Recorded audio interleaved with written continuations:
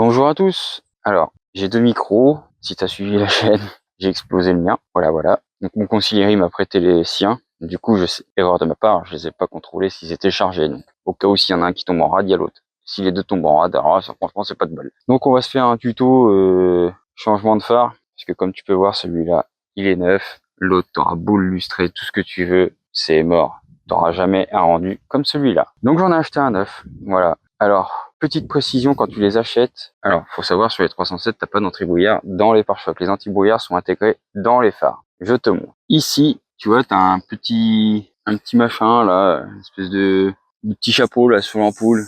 Donc, en fait, ça te montre l'ampoule est claire comme le phare normal, mais vers le bas. Voilà. Donc, il est neuf. Va falloir aussi récupérer les ampoules de l'ancien. Et franchement, c'est chiant. Parce qu'il faut défaire le pare-choc.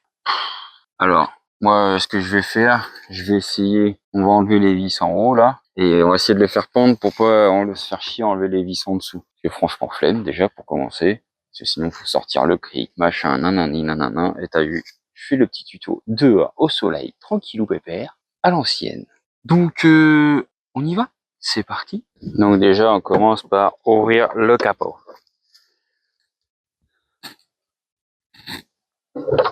Bon, le truc, tu vois, il y a une vis là, il y a une vis là et une vis là. Forcément, faut enlever le pare-choc. Donc pour commencer, on va enlever cette partie-là. Donc faut enlever... Il y avait un bouchon. Une, deux, trois, quatre agrafes. Alors moi, je les enlève au tournevis comme ça.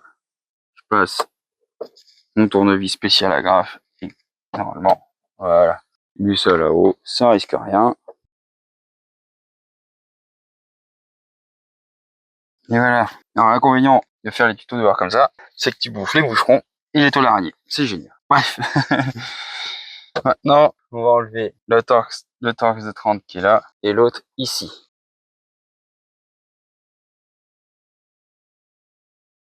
Normalement, voilà, ça doit venir. Ça va falloir le faire passer après en dessous. On verra ça après. Donc maintenant, on va passer côté L. On va enlever les vis dans le pare-bouche. Alors, je sais pas si tu vas voir avec le contre-jour, mais il y a une vis ici, là, de torx de 30. Il faut la choper là et tu l'enlèves. Alors, j'ai utilisé un rajout. Hein. Voilà, tu vois. Regarde où il casse les couilles. Là, si je peux le voir avec ça. Ah, regarde, la caméra est trop près.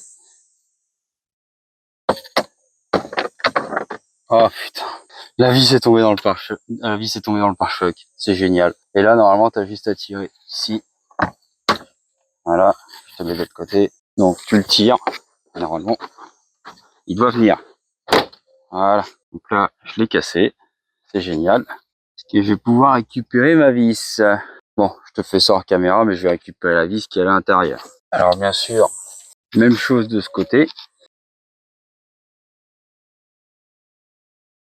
Parce qu'aussi, je vais essayer de pas perdre la vis.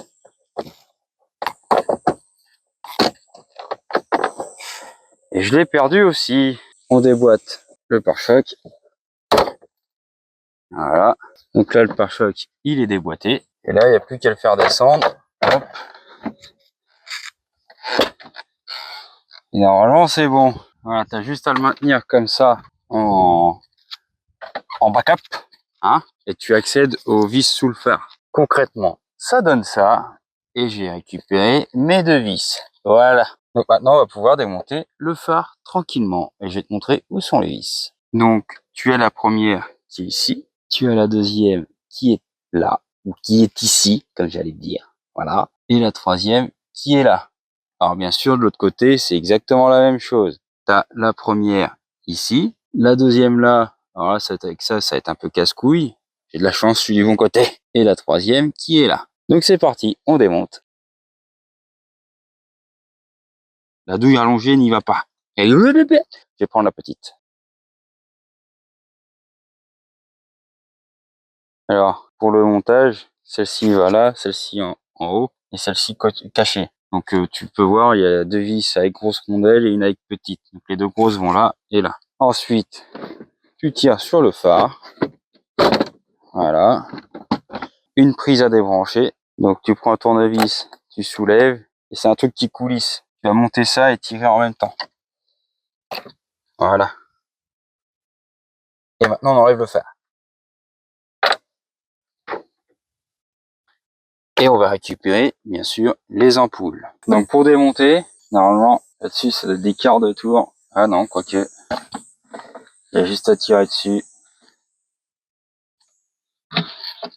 Voilà. Là, quart de tour. Et tac. Donc celle-ci, quart de tour, tu remets sur l'autre. Donc pareil, quart de tour. Hop. Mets ça dedans. Ici, pour débrancher, faut tirer dessus. Voilà. Là, je sais pas si tu vas le voir, tu as des pinces. Donc, tu pousses et tu mets vers l'intérieur. Tu pousses, tu mets vers l'intérieur de chaque côté. Donc, tu pousses intérieur, tu pousses intérieur. Hop.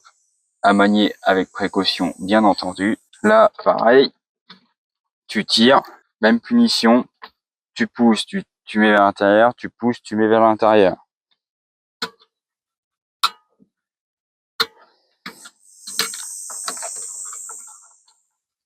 Et idem, à manier avec précaution.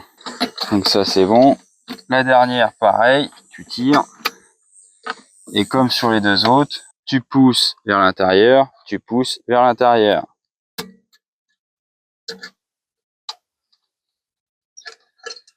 Voilà. Alors là, je les pose sur le carton que j'ai. La veilleuse, c'est un quart de tour. Et tu tires. Donc la veilleuse comme ça, quart de tour et tu tires. T'enlèves l'ampoule comme ça. Elle m'a l'air un peu cramée, mais elle fonctionne. De toute façon, moi je sais que là-dessus tout fonctionne. Il n'y a pas de problème. Et maintenant, il dégage. Le nouveau. Alors sur le nouveau, c'était des trucs à tourner. Je l'ai fait avant. Voilà. Alors, on remet le clignotant sur le nouveau. Normalement, il y a les encoches. Hop, voilà, quart de tour. Ensuite, les ampoules. Alors, tu mets dans le sens que tu as envie. Alors là, sur le Valeo, du coup, c'est tu pousses et tu enquilles. Alors, attends.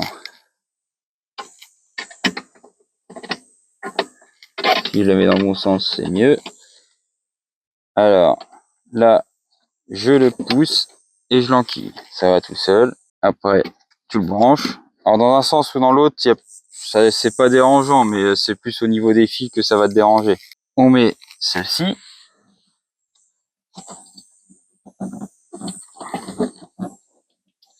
Alors, il faut appuyer, coulisser et relever.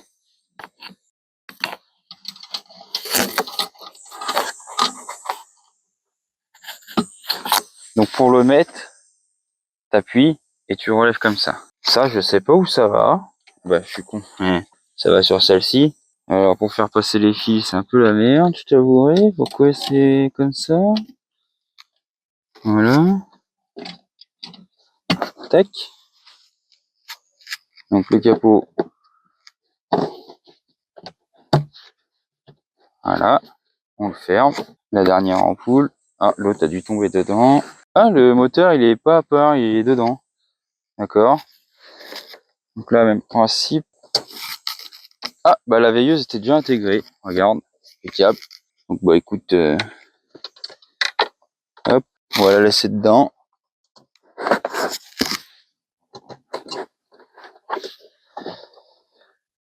Faut pas avoir des grosses mains. Voilà. Donc là, faut pousser, mettre sur le côté. Tac, on met l'ampoule.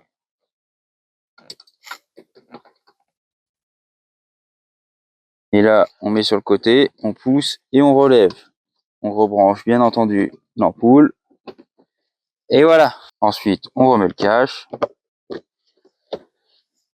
Et c'est fini. Il n'y a plus qu'à le remonter. Alors pour le remonter, tu prends ta fiche, tu l'enquilles.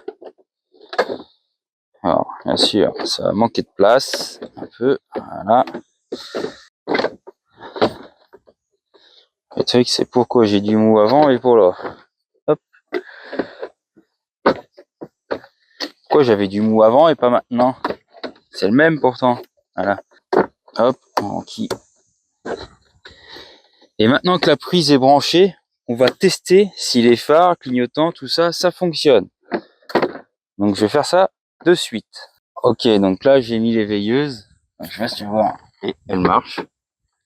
Parce que tu vas le voir avec la caméra, mais ça marche. Les phares, donc là les feux de croisement fonctionnent. Les pleins phares, donc là le plein phare fonctionne. Alors tu vois, je suis en train d'essayer les anti-brouillards qui sont là. Mais vu qu'il n'y a pas le contact, à mon avis ça ne veut pas y aller.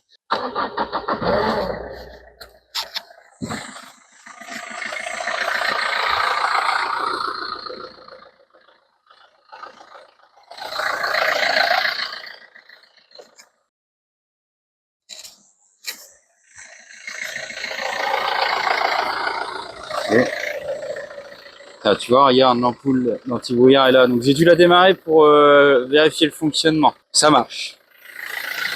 Et du coup, la subtilité avec l'anti-brouillard, donc c'est vraiment celle du bas qui est ici. Là. Et du coup, le clignotant, il fonctionne. Donc maintenant, je peux remonter sereinement. Donc le remontage, rien de plus bête. Tu fais attention à la petite patte sur le côté. Tu l'enquilles dedans. La patte ici sur le dessus. Voilà. Et là, on est bon. Alors l'avantage ici, l'avantage, tu vois, c'est que tu as le marquage du sale. Tu as le marquage du sale, donc du coup, tu te repositionnes à peu près comme il faut. Et comme ça, t'as pas besoin de toucher au réglage de phare. Alors au début, tu les approches à la main, tranquillement. Alors, en premier, tu bloques celui-ci. Tu te remets sur le marquage que je t'ai dit, là, et tu le bloques. Comme ça, il t'emmerde plus après derrière, à plus bouger.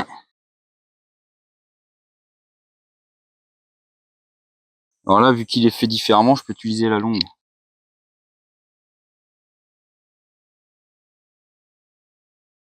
Donc là, tu peux le serrer pour de vrai. Là aussi, maintenant.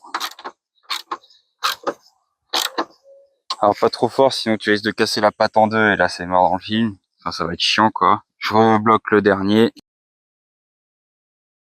Et voilà. Il ne bouge plus. Donc maintenant, on va pouvoir remettre le pare-choc. Donc pour remettre le pare-choc, tu vises dans le trou ici. Hop. Alors tu fais attention à pas rayer les ailes sur les côtés. Ça serait dommage quand même. Hop.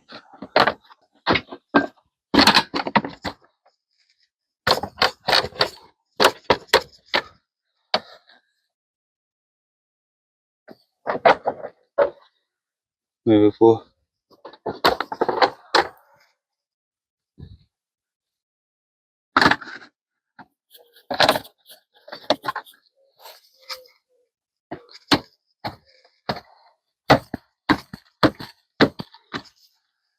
Ça c'est bon. Ah, si celui-là il veut pouler dans le trou. Faut y aller. Là. Hop. Et là. Pourquoi il va se pas? Ah, ok. Voilà. C'est que il y avait tu sais, le truc d'air là qui est en train de me casser les couilles. Hop. Donc là, tu remets tes petites agrafes. Comme ça, il est retenu. Tu t'embêtes pas. Tac. On va remettre les Torx de 30. Alors pareil, les Torx de 30. T'as ton marquage. Tu t'y réfères comme c'était avant. Et normalement, ça devrait pas poser de problème. Et maintenant, on va remettre les vis de chaque côté. On remet la vis là. Alors, je sais pas si avec le contre-jour, tu vas arriver à voir comme il faut. Et en plus, je vais mettre ma grosse tête devant. Bien entendu, quand tu serres, tu plaques ton pare-choc, qu'il soit aligné avec l'aile. Un coup de pliqué. Et même chose de l'autre côté.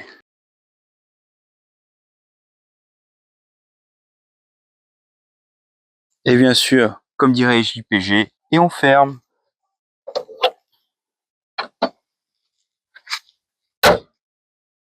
Voilà, conclusion. Bon bah voilà, comme tu peux voir, c'est magnifique. c'est tout neuf. Avec un polissage, jamais t'as ça, ou alors au vernis en cabine, ouais, pourquoi pas. Mais sinon, au lustrage, polissage, non, c'est mort. T'auras jamais un résultat comme celui-là. Donc le phare, je l'ai payé 200 balles, je pense, comme ça. Bon, après, voilà, hein, que ça soit neuf.